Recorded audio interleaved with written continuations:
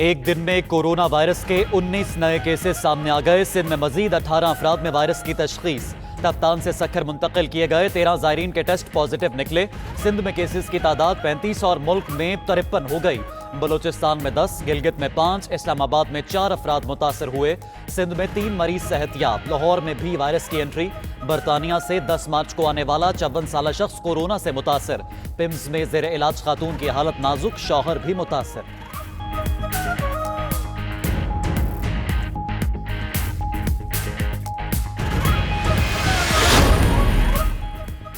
Corona virus के बायस लाहौर के doctors भी परेशानी का शिकार। लाहौर के मेयो अस्पताल में डॉक्टर्स और अमले के पास हिफाजती किट्स मौजूद नहीं।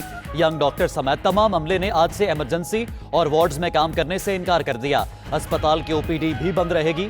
यंग डॉक्टर्स का कहना है 54 साला मरीज को चेक करने वाले डॉक्टर्स ने भी हिफाजती किट्स नहीं पहनी थी। पंजाब हुकूमत अस्पतालों में हिफाजती सामान फराहम करे।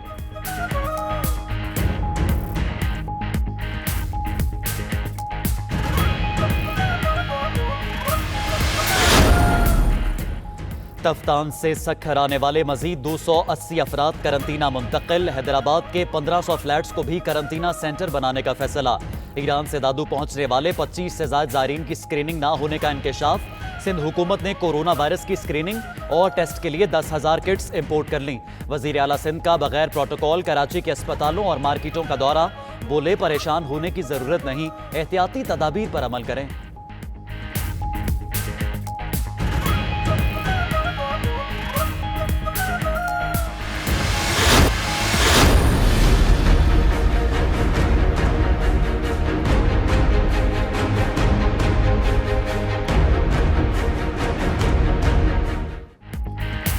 कोरोना वायरस से दुनिया भर में हलाकतें 6,500 से बढ़ गईं। वायरस ने दुनिया के 157 ममालिक में पंजे गाड़ लिए। 1,63,000 अफराद मुतासर। इटली में मजीद 366 अफराद जान से गए। फ्रांस में हलाकतें 127 हो गईं। स्पेन में एक दिन के दौरान 95 अमवात, 1300 अफराद मुतासर। 3 पाकिस्तानी भी मुतासर। स्पेनी वजीर आजम की अहलिया भी वायरस का शिकार। इटली के बाद स्पेन ने लॉकडाउन कर दिया। जर्मनी और फ्रांस में तफरीही मकामात बंद। जमहूरिया चेक करंतना बन गया।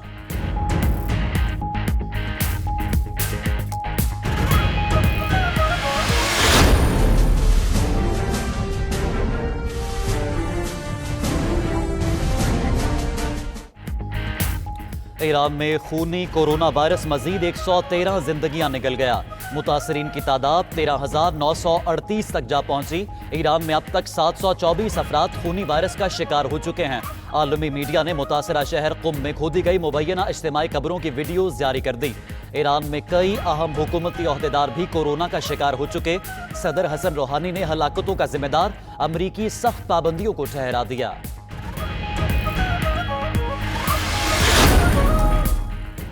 अमेरिका का कोरोना वायरस से मुतासरा मईशत को सहारा देने के लिए बड़ा इकदाम।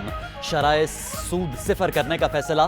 सदर डोनाल्ड ट्रंप की अमेरिकी फेडरल रिजर्व हुकाम के हमरा न्यूज कॉन्फ्रेंस। कहते हैं फेडरल रिजर्व का फैसला खुशाइंद है, उसकी तवक्को नहीं थी। मजीद बोले किसी को रोजमर्रा जरूरत की अशिया जखीरा करने की इजाजत नहीं देंगे। कोरोना वायरस पर काफी हद तक काबू पा लिया है।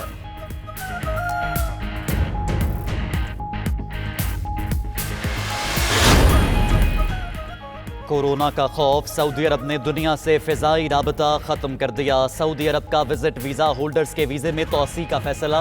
वजीर दाखिला शहजादा अब्दुल अजीज ने अहकामात जारी कर दिए।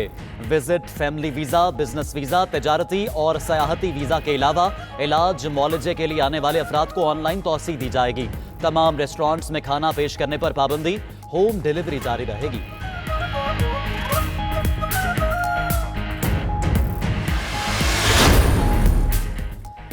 सऊदी वली अहद मोहम्मद बिन सलमान और बरतानवी वजीर आजम बोरिस जॉनसन के माबैन टेलीफोनिक राबता।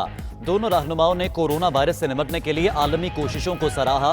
कोरोना वायरस की रोकथाम के लिए आलमी बरादरी को इकट्ठा करने की जरूरत पर भी जोर दिया। सऊदी वली अहद ने कहा कोरोना वायरस को रोकने के लिए आलमी ताउन को मजबूत निजाम के तहत बढ़ाया जाए।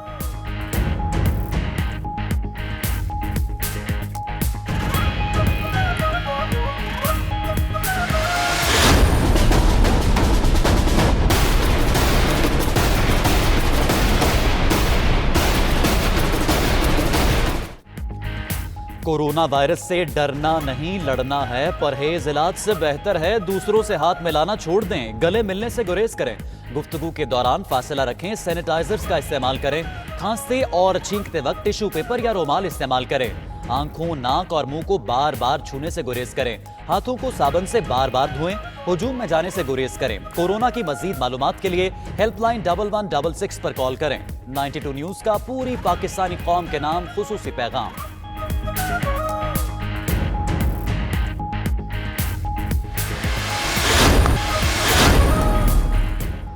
सखर एक्सप्रेस बड़े हादसे से बाल बाल बच गई। हैदराबाद से आने वाले सखर एक्सप्रेस ने अल्लाह धनुषांत के करीब मालगाड़ी को पीछे से टक्कर मार दी।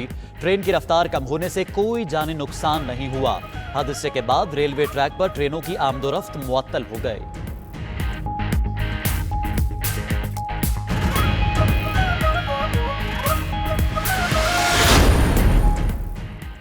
कराची में एक और इमारत गिरने का खदशा। लियाकताबाद 9 नंबर में 4 मंजिला रिहायशी इमारत एक तरफ को झुक गई। इमारत को रिहायशियों से खाली करवा लिया गया। मकीनों ने सामान उठाकर दूसरी जगह मुंतकिल करना शुरू कर दिया। अतराफ में वाक़ई दीगर इमारतें भी खाली कराई गईं। सिंध बिल्डिंग कंट्रोल अथॉरिटी इमारत का मुकम्मल जायजा लेने के बाद गिराने या ना गिराने का फैसला करेगी।